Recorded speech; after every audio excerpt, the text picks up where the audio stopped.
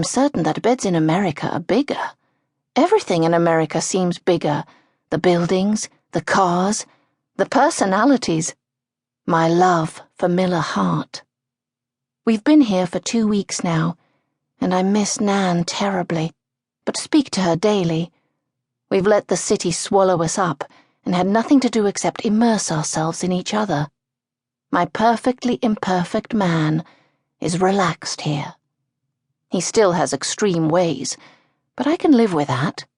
Oddly enough, I'm starting to find many of his OCD habits lovable.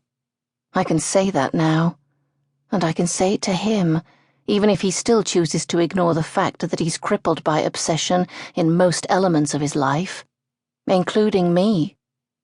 At least there are no interferers here in New York, no one to try to take away his most prized possession. I'm his most prized possession, and it's a title I'm thrilled to have. It's also a burden I'm willing to shoulder, because I know that the sanctuary we've created here is only temporary. Facing that dark world is a battle hovering on the horizon of our current, almost perfect existence. And I hate myself for doubting the strength within me to see us through it, the strength Miller is so confident I have. A mild stirring beside me pulls me back into the lavish suite we've called home since we arrived in New York, and I smile when I see him nuzzle into his pillow on a cute murmur. His dark waves are a mussed mess upon his lovely head, and his jaw is shadowed by coarse stubble.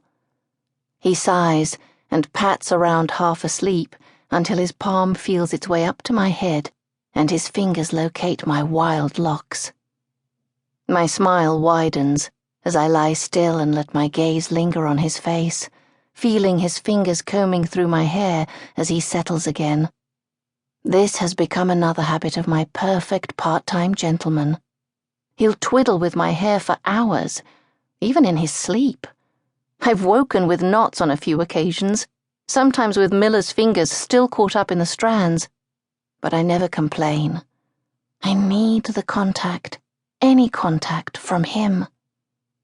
My eyelids slowly close, soothed by his touch, but all too soon, my peace is bombarded by unwelcome visions, including the haunting sight of Gracie Taylor. I snap my eyes open and bolt upright in bed, wincing when my head gets yanked back and my hair pulled. "Shit!"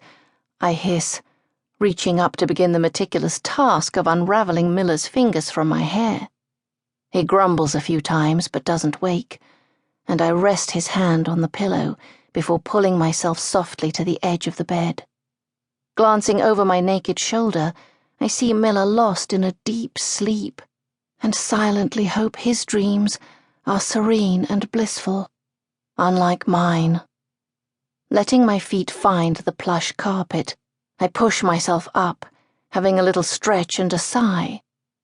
I remain standing beside the bed, staring blankly out the huge window.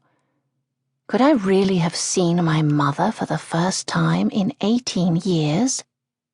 Or was it just a hallucination brought on by stress?